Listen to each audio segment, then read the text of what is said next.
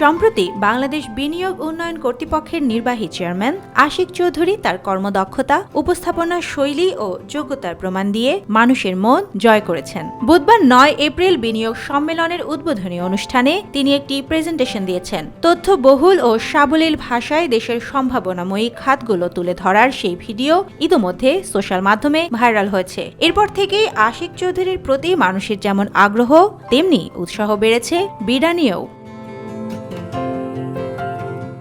বাংলাদেশ বিনিয়োগ উন্নয়ন কর্তৃপক্ষ, সংক্ষেপে বিডা, বাংলাদেশের বেসরকারি খাতকে বেগবান করতে এবং দেশি বিদেশি বিনিয়োগকে আকৃষ্ট করতে গঠিত একটি সরকারি সংস্থা। 2016 সালের 1 সেপ্টেম্বর বাংলাদেশ সরকার কর্তৃক এটি গঠন করা হয়। বিনিয়োগ বোর্ড ও বেসরকারীকরণ কমিশন একীভূত করে এই সংস্থা গঠিত হয়।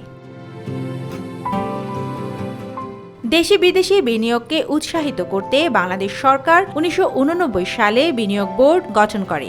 অন্যদিকে সরকারি লোকসানি প্রতিষ্ঠানকে বেসরকারি খাতে ছেড়ে দেওয়ার উদ্দেশ্য নিয়ে 1993 সালে বাংলাদেশ সরকার একটি বেসরকারীকরণ বোর্ড গঠন করে, যেটিকে 2000 সালে বেসরকারীকরণ কমিশনে রূপান্তর করা হয়।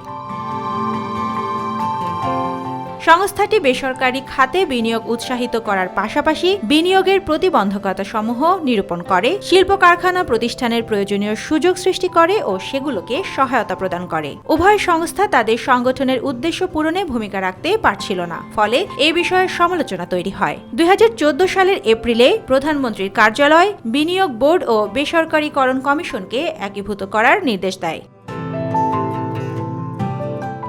একই বছরের 30 এপ্রিল 7 সদস্যের আন্তঃমন্ত্রণালয় কমিটি গঠন করা হয়। 2015 সালের ডিসেম্বরে কমিটির প্রণয়ন করা আইন মন্ত্রিসভার কমিটিতে অনুমোদিত হয়। 2016 সালের জুলাইয়ে জাতীয় সংসদে বাংলাদেশ বিনিয়োগ উন্নয়ন কর্তৃপক্ষ আইন 2016 পাস হয়। সংস্থাটি বেসরকারি খাতে বিনিয়োগ উৎসাহিত করার পাশাপাশি বিনিয়োগের প্রতিবন্ধকতা সমূহ নিরূপণ করে, শিল্প কারখানা প্রতিষ্ঠানের প্রয়োজনীয় সুযোগ সৃষ্টি করে ও সেগুলোকে সহায়তা প্রদান করে, যা বাংলাদেশের সঠিক আর্থসামাজিক উন্নয়নে অবদান রাখে। সুবর্ণা মেইজাবিন, দেশকাল নিউজ।